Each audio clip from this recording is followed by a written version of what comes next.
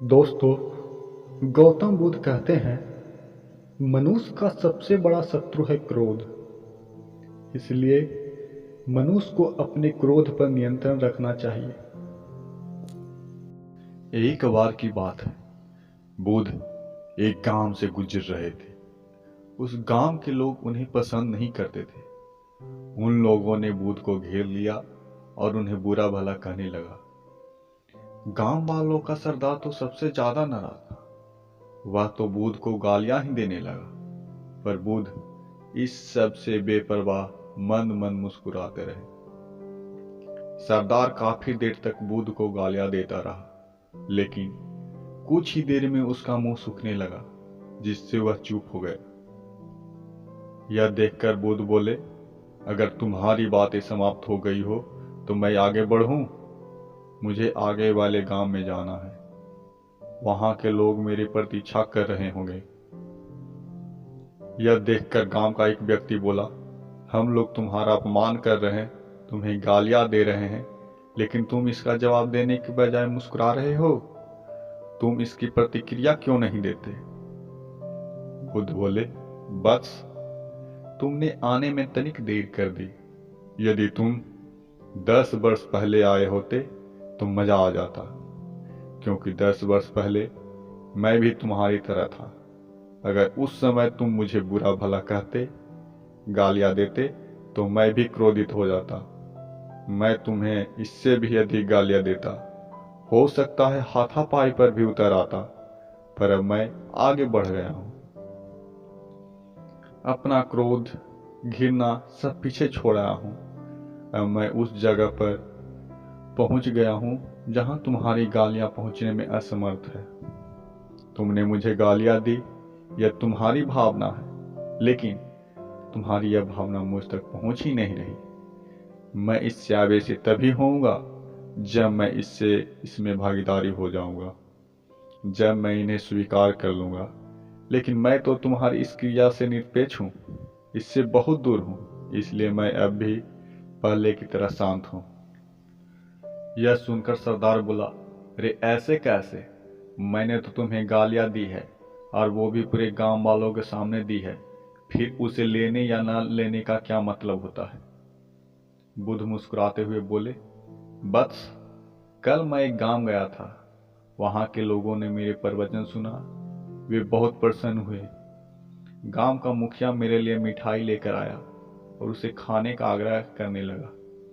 मैंने कहा, मेरा पेट भरा हुआ है, इसलिए मैं इसे ग्रहण नहीं कर सकता। यह सुनकर वह व्यक्ति मिठाई वापस लेकर चला गया, क्योंकि जब तक मैं कोई चीज लूंगा ही नहीं तो कोई मुझे कैसे दे पाएगा? इसमें तो मेरी सहमति आवश्यक है ना? एक व्यक्ति ने बुद्ध का समर्थन करते हुए बोला, हाँ ये तो है। बुद्ध ने पुनः पूछा, जब मैंने मिठाई लेने से मना कर दिया तो उन लोगों ने उसका क्या किया होगा? एक व्यक्ति ने जवाब दिया, उन्होंने मिठाई अपने घर वालों में बांट दी होगी। बुद्ध ने कहा, ठीक कहा तुमने। उस मिठाई की तरह ही तुम मेरे लिए गालियां लेकर आए हो और चाहते हो कि मैं इन्हें ग्रहण कर लूं। पर भाई, मैं इन्हें लेता ही नहीं। अब बताओ तुम इनका क्या करोगे? उस व्यक्ति के पास इसका कोई जवाब नहीं था। बुद्ध पुनः बोले, मुझे तुम पर दया आती है बस। अरे क्रोध तो मुझे तब आएगा जब मैं गालियां ले लूंगा, और जब मैं गालियां लेता ही नहीं तो क्रोध का तो सवाल ही नहीं उठता। बुद्ध की बातों पर सरदार ने प्रतिक्रिया नहीं दी। शायद वह कुछ सोच रहा था।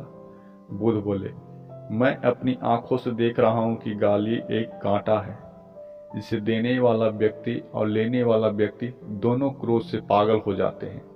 तो फिर तुम ही बताओ कि मैं आंखें रहते हुए भी कैसे कांटे पर चलूं? आंखें रहते हुए मैं कैसे गालियां ले लूं? और होश में रहते हुए मैं कैसे क्रोधित हो जाऊं? इसीलिए मुझे क्षमा करो बस। मैं तुम्हारा उपहार ग्रहण करने में असमर्थ हूं। कहते हुए बुद्ध ने अपने हाथ जोड़ दिए। बुद्ध की बात सुनकर सरदार लज्जित हो गया। उसकी आंखें छलछला आई। उसने कहना चाहा, पर उसके होठों ने जवाब दे दिया। और जब उससे रहा नहीं गया तो वह बुद्ध के चरणों में गिर पड़ा। दोस्तों, हम में से ज़्यादातर लोग यही समझते हैं कि हमारे दुखों का कारण कोई दूसरा व्यक्ति है, और जब हम ऐसा मानते हैं तो हम अपने स्वयं नियंत्रण की कमी और अक्षमता को अनदेखा कर रहे होते हैं। वास्तव में ये हम पर निर्भर करता है कि हम दूसरों के द्वारा प्रदान की गई नकारात्मकता को स्वीकार करते हैं या नहीं। अगर हम नकारात्मकता को स्वीकार करते हैं तो हम अपने पैरों पर कुल्हाड़ी मारते हैं, और जब हम उसे अस्वीकार कर देते हैं तो घृणा, क्रोध, हिंसा हर किसी से मुक्त हो जाते हैं। गौतम बुद्ध कहते हैं, जो व्यक्ति दूसरों से प्यार नहीं करता है उसके पास खुश रहने का कोई भी कारण नहीं होता।